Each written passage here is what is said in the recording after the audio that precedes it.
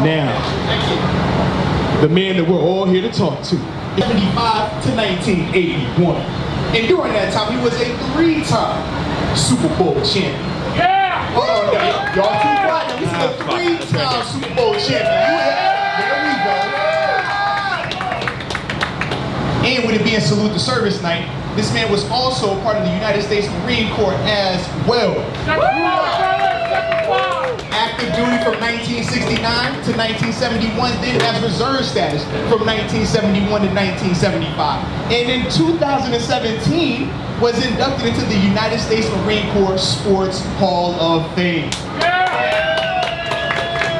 Out of Eastern Michigan University, without further ado, DN number 76, John, my favorite name, Arthur Banaszak. Wow, Arthur. I haven't been called John Arthur since my mother, was trying to get me to do the dishes, all right? I always knew she was mad at me when she would say, John Arthur?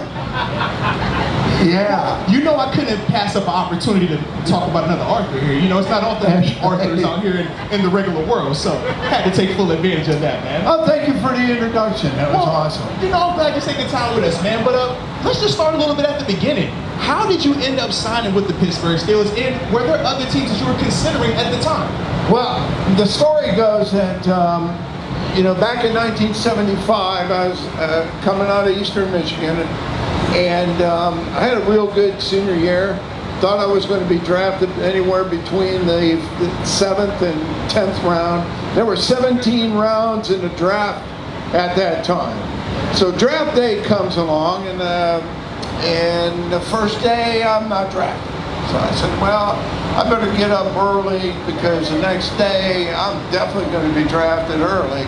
Well, that day went by very slowly, from round 10 through 17. There were 17 rounds in the draft back then, Arthur. There were 475 players taken in the draft, and I wasn't one of them. That's a tragedy. I can't believe that first though. Yeah, so obviously I was devastated, and I called my attorney and I said, I'm not drafted. Who do I sue? And he said, well, I can't believe it, all right? He said, whatever, don't do anything until I get back from Acapulco. He's on vacation. So he went on vacation, okay? And I had to deal with myself, which turned out pretty good for me.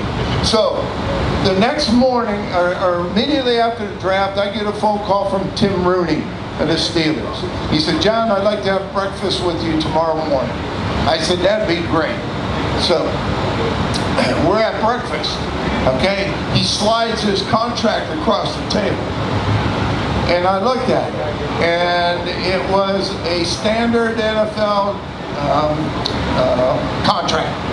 $500 to sign, $15,000 a year. And I slid that. Y'all can clap it up for that. Clap it up for the contract offer, man. Yeah. So I slid that contract back across the table, and I said, I can't sign this. He said, what do you mean you can't sign this? And I said, well, listen. I said, I'm having lunch with the Lions, and I'm having dinner with the Patriots, okay? I've got to find out what they have to offer before I sign. I got a little bit of negotiating power here, so that was it. So he said to me, he said, well, if you don't sign this contract, we may not be around, okay? Because we have a quota of how many rookies we signed. So I said, well, I'm going to take that chance. So I went and had lunch with the Lions. They offered me a little bit more. I had dinner with the Patriots. They offered me a little bit more because I'm a shrewd negotiator. And I got home, and Woody Woodenhofer, who was the linebacker coach with the Steelers at the time, he was at Eastern Michigan my freshman year, and he said to me, John, what do you think you're doing? And I said, I don't know. What am I doing? He said, you blew Tim Rooney off. And I said, well, I did it for a reason, and here's what happened afterwards. I told him what the Lions and the Patriots offered me. And he said, well, okay, don't do anything until I call you back in the morning. So there weren't any cell phones back then in 1975, all right? As you, the elderly people in here know that. So I'm hanging by the phone, the landline, and he calls me back and he said, John, he said, here's what we're going to do for you. We're going to give you $1,500 a sign, $17,000 your rookie year. We're going to keep you in training camp until at least the college all-star game. Back then, the defending Super Bowl champions played the college all-stars in Chicago. Okay? In Chicago.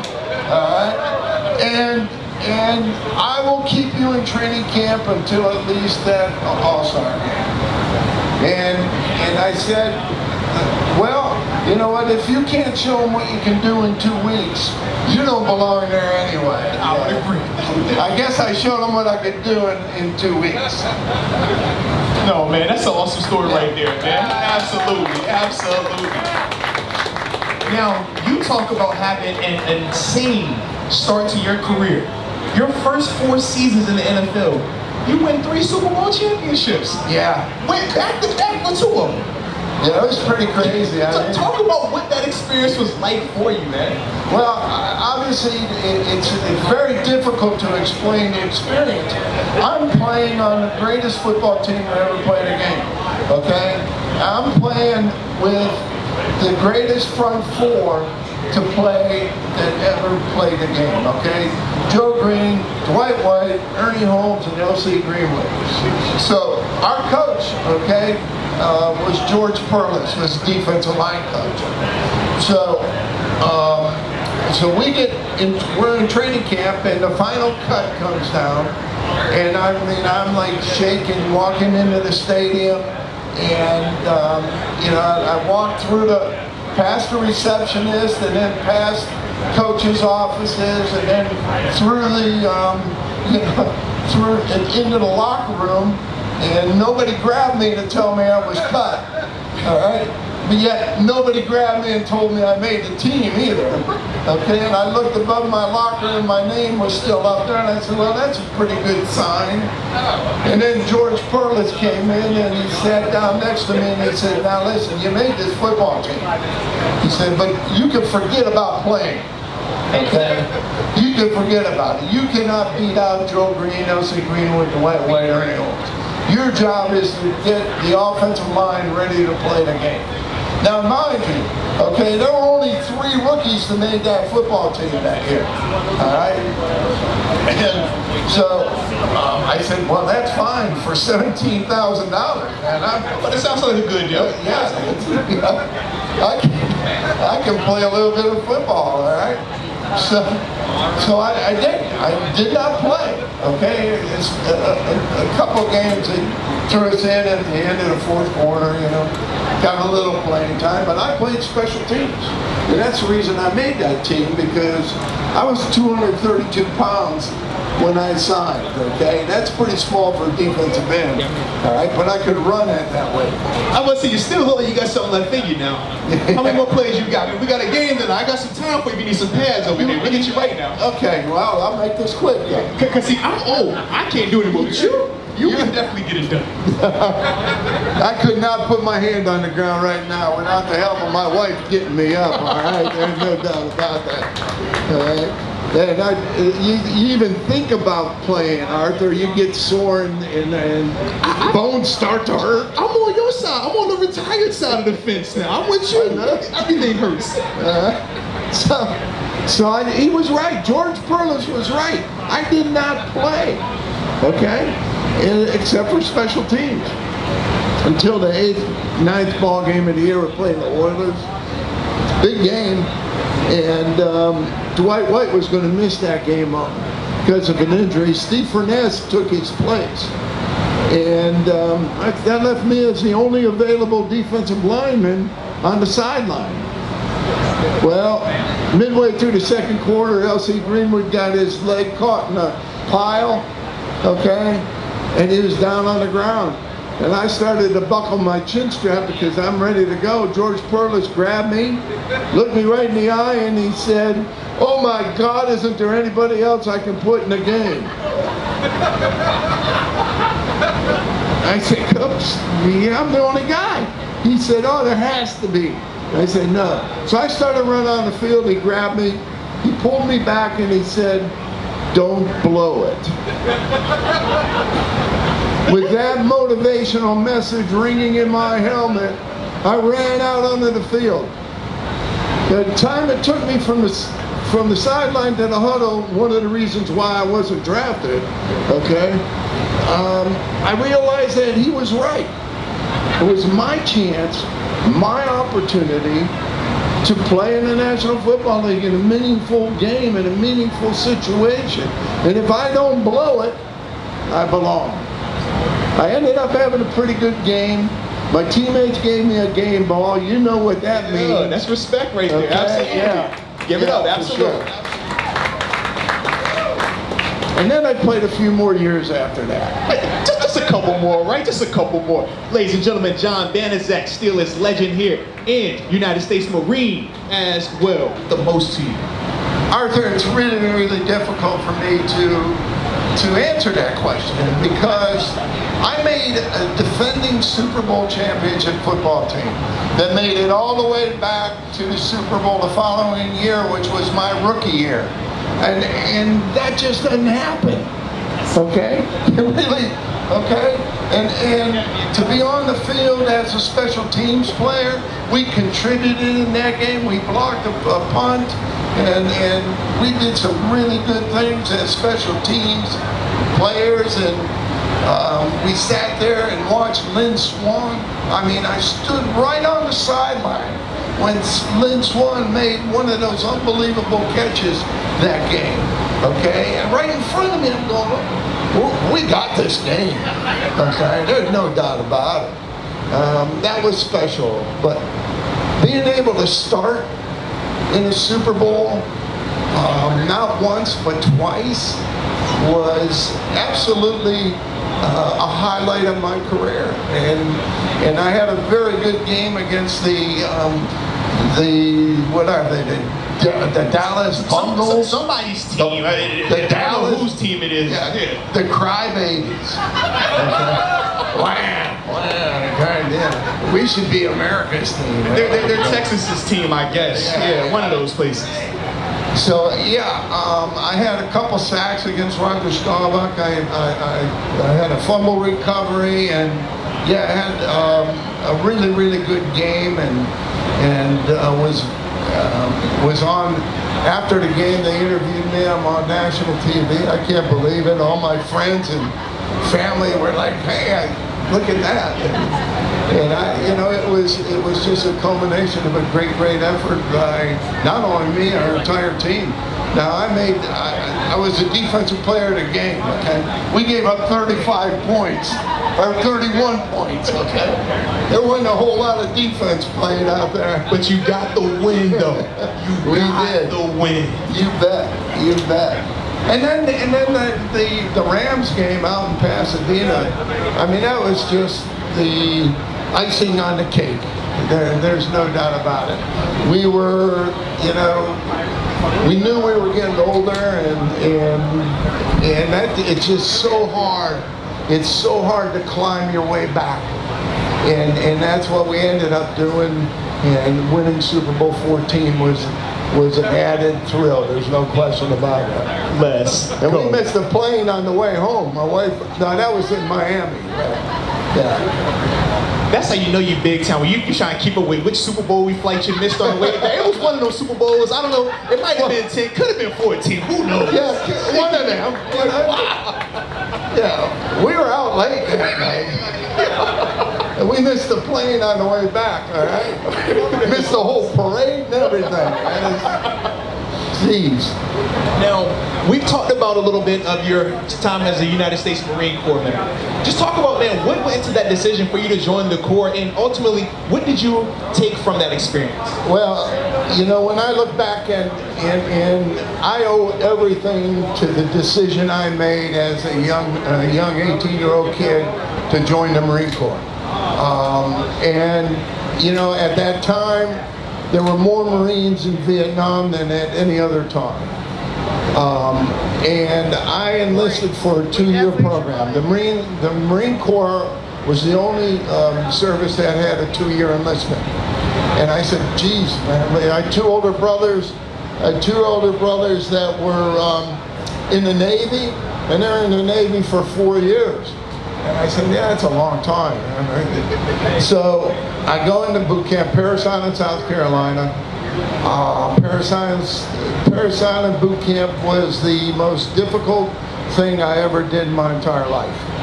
Physically, emotionally, and mentally, it prepared me for not only going to Vietnam, okay, it prepared me for the rest of my life.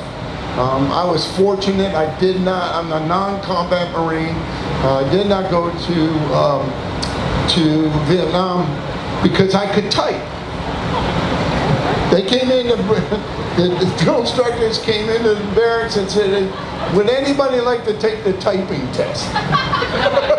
Let's go. Let's go. Me. I took 2 typing courses. One in middle school, changed schools, had to take it again. I could type 60 words a minute, okay? There were kids next to me going T-H-E. Okay, next thing you knew, they were being dragged out of the typing. The drill instructors kicking them and punching them. There was smoke coming off of my black manual Royal typewriter. All right? And I knew right then that even if I did go to Vietnam, okay, I would rather carry a black Royal manual typewriter through the jungles of Vietnam than an M16.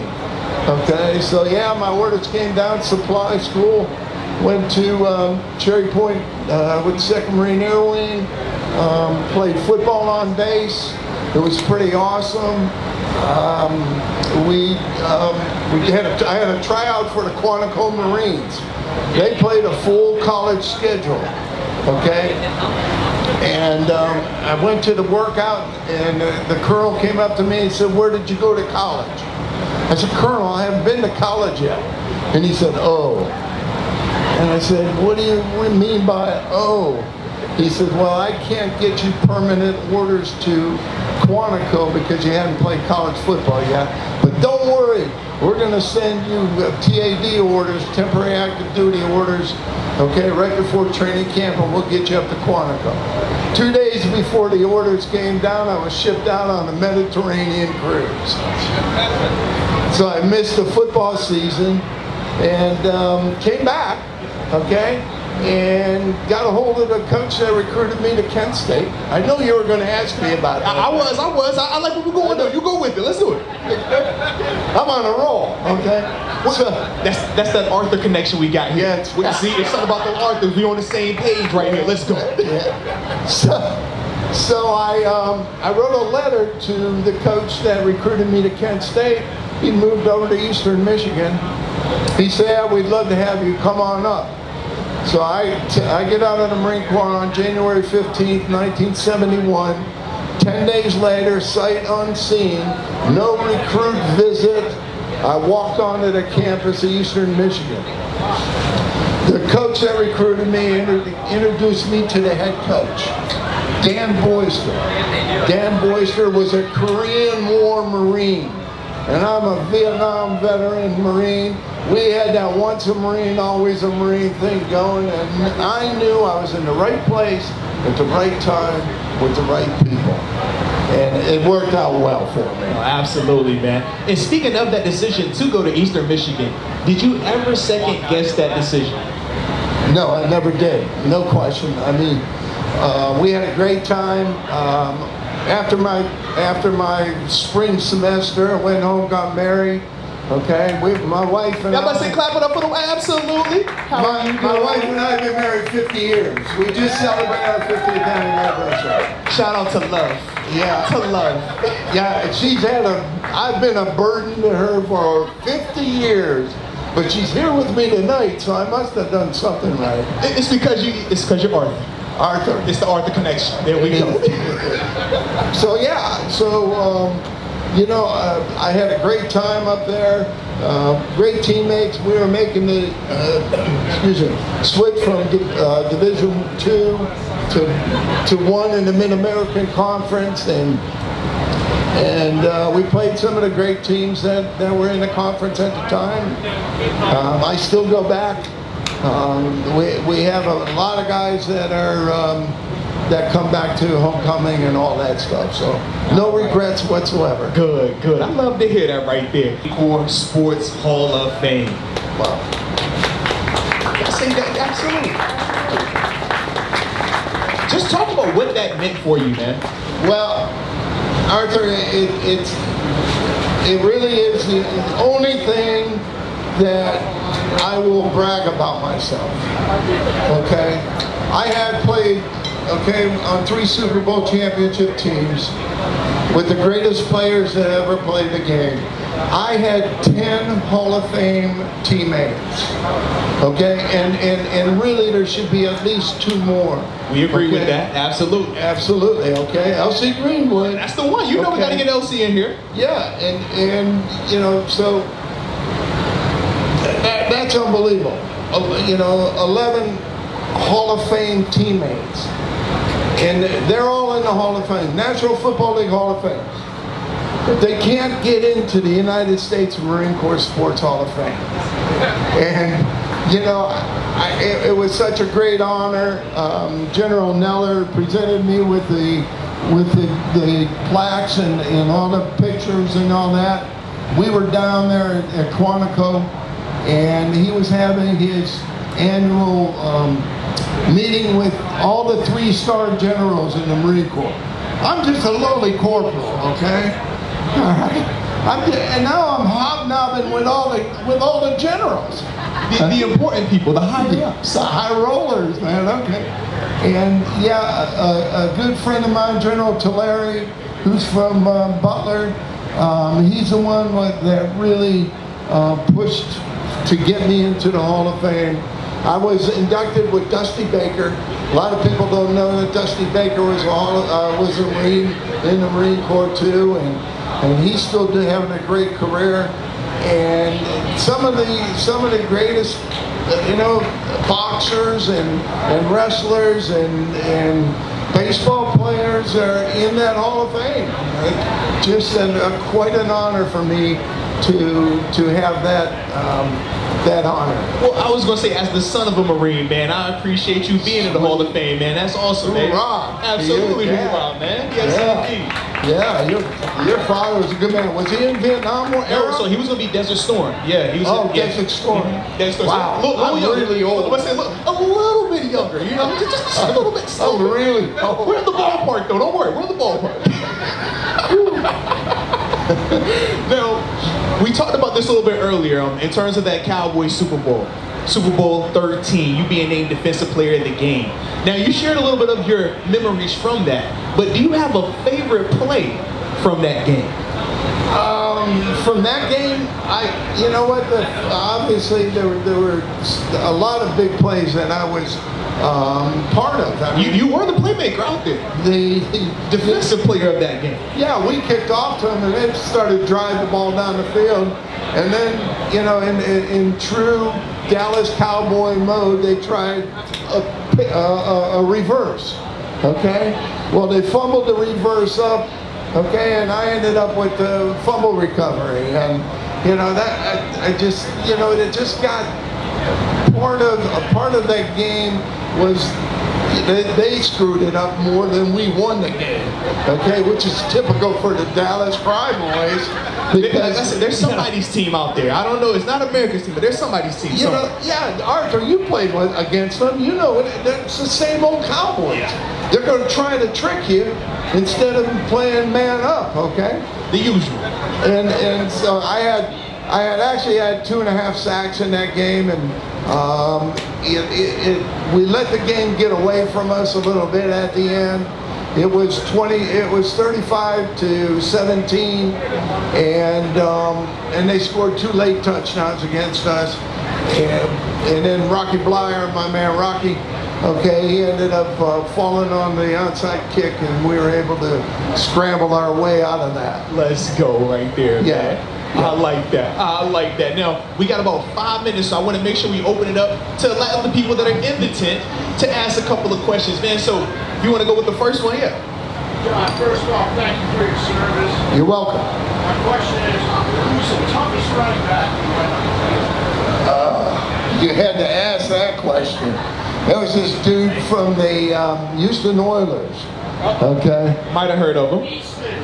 Pardon? Easton. Yeah. Shucks, what the heck's his name? Earl Campbell? Earl Campbell. Okay, I hit Earl Campbell one time. Okay?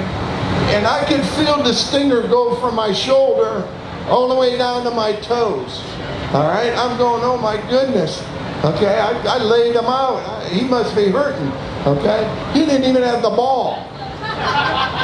Okay? Dan Pastorini bootlegged it. Okay? But you know, you're down in a goal line situation. I'm down on the ground. All of a sudden, I see this big leg, and it belongs to Earl Campbell. And I sacrificed my entire body. Arthur, only you know in this audience what can go through your mind in that split second. Okay? And I said, well, I gotta hit it. Hey, gotta take one for the team. And I did. Gotta take one for the team. And it hurt. And I started crying like a little baby.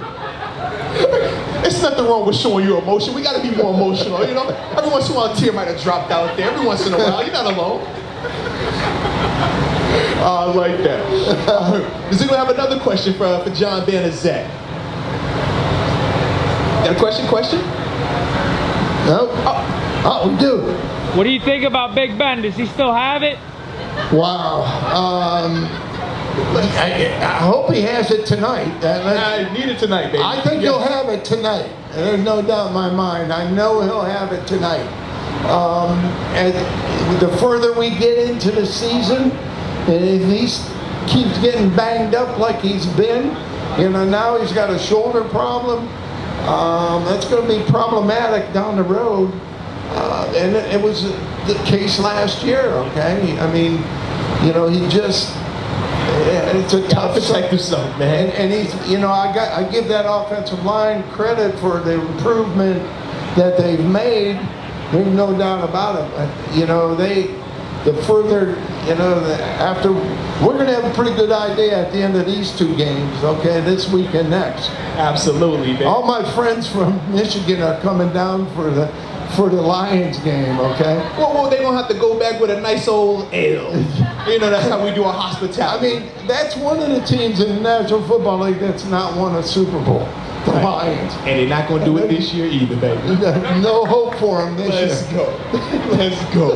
Well, John, it has been a blast, but we know you got big, important stuff to do, and we got a game to get ready for. So, ladies and gentlemen, give it up one more time for John Banaszak and the Unibet people over here sponsoring this awesome tent. Definitely appreciate you all.